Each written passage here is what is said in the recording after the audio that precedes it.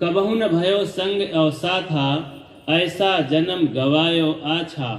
बहुर न पहियो ऐसो थाना, साधु संगत तुम नहीं पहचाना। अब तोर हुई है नरक माँ बासा, निस्दिन बस्यो लवार के पासा। जात सबन कह देखिया, कहें कबीर पुकार। चितवा होय तो चेत ले, नहीं तो दिवस पर तू है धार।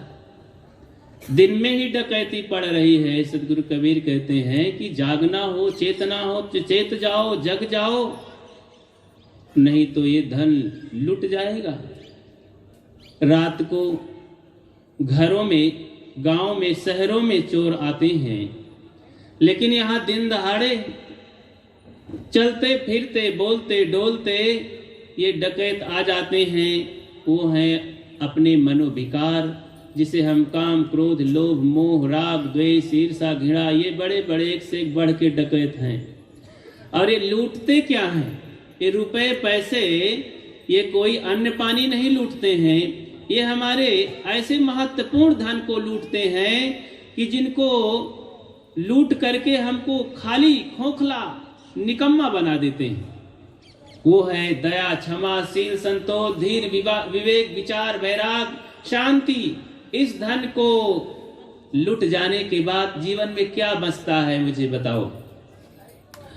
जीवन में जब चरित्र ही लुट गया, सद्गुण ही लुट गए, शांति ही लुट गई, मुक्ति ही लुट गई, तो बचा क्या? गुलामी, दुख, नरक और बंधन, फांसी, यही तो बचता है।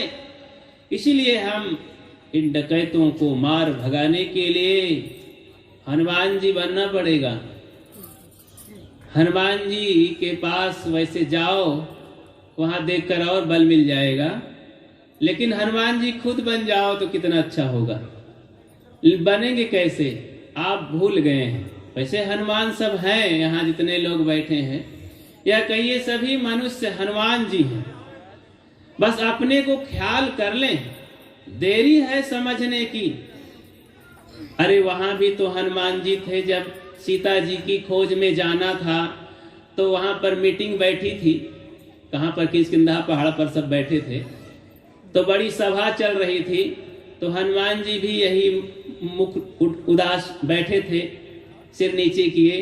तो जामवंत आकर के बताए थे कि चुपचाप मत बैठे रहो, यही काम तुम कर सकते हो, तुम्हारे लायक के काम है और कोई करने वाला नहीं है। तुम जाओ समुद्र लांघ करके सीता की पता लगाओ। तो हनुमान जी को होश आया, अपनी बल का, अपनी गरिमा का पता चला जामवंत के कहने से। ऐसे ये मंच पर हमारे सब जामवंत बैठे हैं। आप सब लोग हनुमान हैं। जो ये है वही आप हैं। आप तो अपने शांति रूपी सीता को खोज निकाल सकते हैं। बस इतना ही समझना है। आपन तेज संभारो आपे, तीनों लोग हाँकते कांपे। अपने तेज को, अपने मन को समझना, अपनी ताकत को समझना है, अपने मैं भाव को समझना है कि जो मैं करने वाला ये कौन है। इसको जाने बिना हम इतना धक्का खाए। हुआ क्या कि हमको इतना धमका दिया गया, ग्रंथों के माध्यम से, सत्संग कथाओं के माध्यम से, बातों के माध्यम से, चमत्कारों के माध्यम से इतना डरा धमका दिया गया। भूत प्रेत, देवी देवता, ईश्वर परमात्मा, भगवान, दुख विपत्ति, नरक, स्वर्ग का की धमकी देकर इतना भयभीत कर दिया गया कि अब हम अपनी ताकत को भूल चुके हैं कि हम कौन हैं। एक उदाहरण से समझें कि कैसे ये जामवंत भगवान समाज को जगाते हैं। अब ताकत को जान करके ये कैसे समुद्र लांघ जाते हैं, यानी भावसागर पार कर लेते हैं। उदाहरण से समझें, एक नौजवान भाई था। जैसे कई नौजवान यहाँ बैठे हैं, लेकिन वो भाई ऐसा था कि शादी नहीं कर रहा था। अब 35 साल का हो रहा था, काफी ओवर एज हो रहा था। शादी में वैसे ओवर एज लोग मानते हैं, शायद भक्ति भजन करने के लिए ओवर एज नहीं मानते हैं। वो कहते हैं बुढ़ापा में करेंगे साहब। सभी विभाग में ओवर एज मानते हैं। अभी भर्ती में जाइए, पुलिस की भर्ती 35-40 साल में नहीं लेंगे। ऐसे फौज विभाग में जाइए, कहीं नहीं लेंगे। और भी कई जगहों में है, नाप जोक, पढ़ाई लिखाई सबका टारगेट है, लेकिन भक्ति भजन के लिए कोई टारगेट ही नहीं है। जब से जागो तब से भागो। तो इसलिए जो जागल सो भागल हो रमैया राम। तो नौजवान 35 साल तक सद ये नहीं किया, और विदेश से एक सज्जन, उसी का मित्र लंगोटिया यार था, वो आया, अपने साथ अपनी श्रीमती को भी लेकर आया, और एक 5-6 साल का बढ़िया सुकुमार फूल जैसा बच्चा भी साथ में लाया।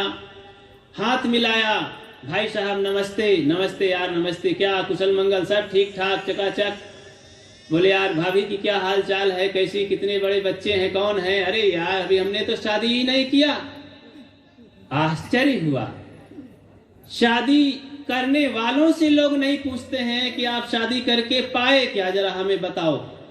कितना सुख ढेर लगाए। शादी जो नहीं करते हैं उसे सब लोग चारों तरफ से ऐसा खिंचाई करते हैं कि तुमने क्यों नहीं किया। मैं पूछता है क्यों शादी कर लिया आप लोग, लेकिन सब ऐसा प्रश्न करते हैं।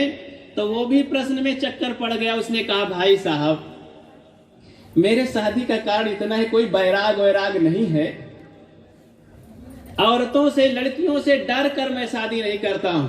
बोले कैसी डर? कहीं ये लड़कियां जहां जाती हैं ऐसी धमकी दे देती हैं पुरुषों को कि बस उनकी सिट्टी पिट्टी बंद हो जाती है, बस पीछे पीछे नाचते रहते हैं। तो मैं भाई इतना डरा हूं, मैं स्त्रियों की गुलामी नहीं करूंगा, मुझे धमकी उनकी पसंद नहीं। बोले तू भी बड़ा भोला ठहरा भोलेनाथ। अरे चल मैं ऐसा दांव पेच बताऊंगा, शादी कर तो ले, और स्त्री ही तेरे पीछे पीछे नाचेगी। मैं दांव बताता हूं। बोले ऐसा कोई मंत्र हो तो बताओ भाई। फिर तो कान में बता दिया, मंगन हो गया, बस 1 इंच ऊंचा हो गया। क्या ठीक है, रिश्ता जोड़ो, फटाफट रिश्ता जुड़ा। तो शादी हुई। लड़की आई जब, दूसरे दिन ही का मामला था, अब बस अपना मंत्र प्रयोग करने लगा। दोस्त ने बताया था कि पहले ही आते ही कस के धौंस जमाना है कि उसकी हालत बिगड़ जाए, तब वो आपके पीछे पीछे नाचती रहेगी। तो एक धौंस का मंत्र ये है, जल्दी पानी गर्म करके लाओ, नहीं तो, ये इतना छोटा सा मंत्र है, नहीं तो, अब नहीं तो आधा अधूरा शब्द है तो संदेह पैदा करता है। जहां भी अधूरा शब्द होगा वहां संदेह पैदा हो जाएगा। तो लड़की के अंदर संदेह पैदा हुआ कि नहीं तो ये पता नहीं क्या कर डाले, मारने लगे, मुझे घर से निकाल दे, मेरा तलाक कर दे, मेरा कत्ल कर दे। तो फटाफट पानी गर्मा के लाई, बाथरूम में रखी, लो जी नहाओ। और बोलो, नहा धो के तैयार होए, जल्दी जलपान लाओ, भजिया बना के पकौड़ी लाओ, नहीं तो, फिर सोचे नहीं तो पता नहीं क्या कर डाले। बस ये मंत्र चालू, 1 दिन इंतजार, 2 दिन, 4 दिन, 5 दिन, 10 दिन, तब बस 10 के बाद बस उसकी सीमा समाप्त हो गई। लड़की बस कर्म में हाथ रखती है कि मेरी किस्मत ही खराब है, ये जानवर मिल गया मुझे, ये आदमी का संग नहीं है। अब क्या करूं? नैहर जाऊंगी तो मेरे माता पिता की नाक कट जाएगी, कुछ कहती हूं तो घर बिगड़ जाएगा, पता नहीं क्या कर डाले। ये तो आदमी हो तो बात करो, ये तो हर समय नहीं तो, नहीं तो।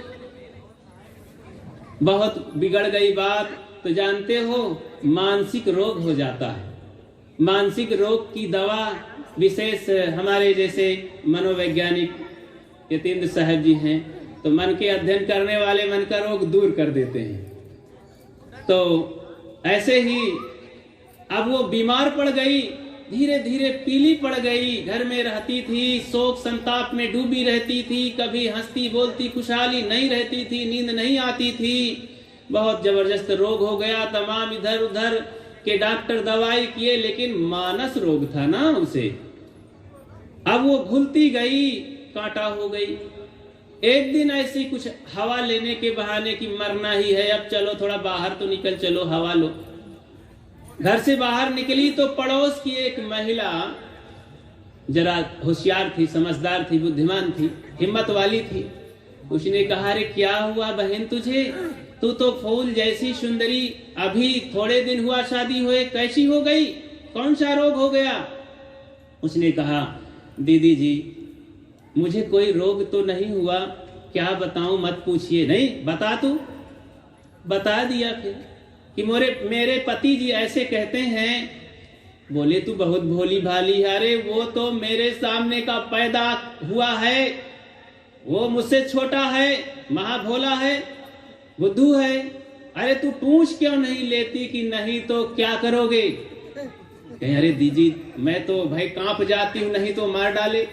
कहीं मार ही लेगा, मार डालेगा तो छुट्टी पाएगी, तू छुट्टी पा जाएगी झंझट से। 6 महीना से तू घुल कर कांटा हो गई है, तेरी हिम्मत नहीं है पूछने के लिए, तो भाई ऐसे में तो जिंदा रहना बेकार है, तो पूछ, कुछ नहीं कर पाएगा वो। तो जब जामवंत हिम्मत देते हैं तो साहस आ जाती है। तो कहीं ठीक है, शाम को आती है और बीतती है सुबह, वैसे ही वही का मंत्र चालू था। समय हुआ, इधर फ्रेश होकर के वो बाहर से लौट करके जब नहाने का टाइम आया, बोलो पानी गरमाओ नहीं तो वहीं दांव आता है, तो घूम के खड़ी हो जाती है, नहीं तो क्या करोगे जी? तब इधर उधर देखने लगा दाएं बाएं कि आगे वाला मंत्र तो कुछ बताया ही नहीं मित्र, आगे वाला कौन मंत्र होता है? तब फिर पत्नी दोहराती है, नहीं तो क्या करोगे बोलो ना। अब समय ज्यादा गंवाना ठीक नहीं था, नहीं तो और कुछ हो सकता था। उसने कहा, नहीं तो ठंडे पानी से नहा लेंगे भाई। बस इतनी सी बात में समाधान हो गया, उसका रोग उड़ गया। फिर बहुत छोटी सी दवा टेबलेट थी, और बस समझते ही बात बन गई कि चलो अब ठंडे ही पानी से नहाओगे। 6 महीना से गर्म पानी से नहला रही हूँ।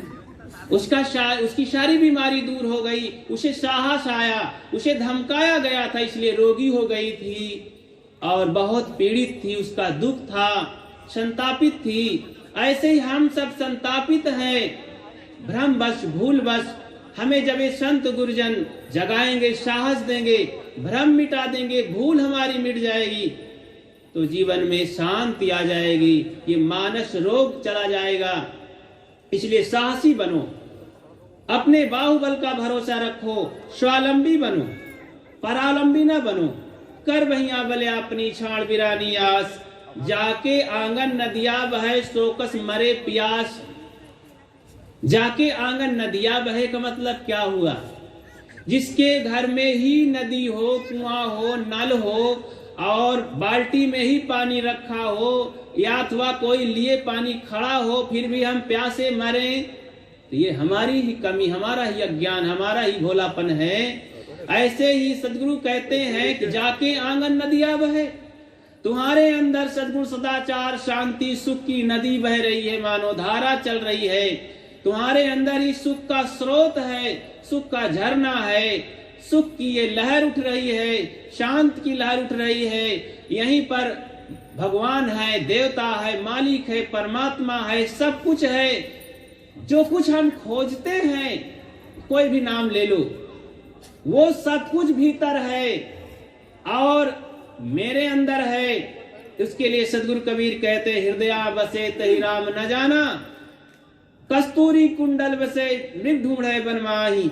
ऐसे घट घट राम है, दुनिया जानत नाही। तो हमें जानना होगा, भीतर आना होगा और डर भय मिटाना होगा। तो इस तरह से मैं कह रहा था कि हमको बहुत डरवाया गया है, इतना लोग भयभीत हो गए हैं कि शायद हम अपने पुराने वाले जो हमारे बाप दादा पूजते थे देवता को, धागा वागा बांधते थे और कुछ सिंदूर लगाते थे, उसको बंद कर दें तो ऐसा नहीं देवी जी और देवता जी हमारे ऊपर चढ़ बैठे, सत्यानाश कर दें। धमकी हो गई ना। शायद हम ऊपर के बजाय और भीतर को जाप करने लगे तो ऊपर वाला भगवान खपा हो जाए। परंपरा की बातों को छोड़ दें तो ऐसा ना हो जाए सारे देवी देवता रुष्ट हो हमारे बाल बच्चों को मार डालें। बहुत डर गए हैं बंधुओं, ये भय छोड़ो, मानो तू सबसे महान मनुष्य महान प्राणी है। संत इतना कहते हैं, इन बातों को जरा सोचो, कुछ सोचो ऐसी बातें जिन बातों में ही हो दम।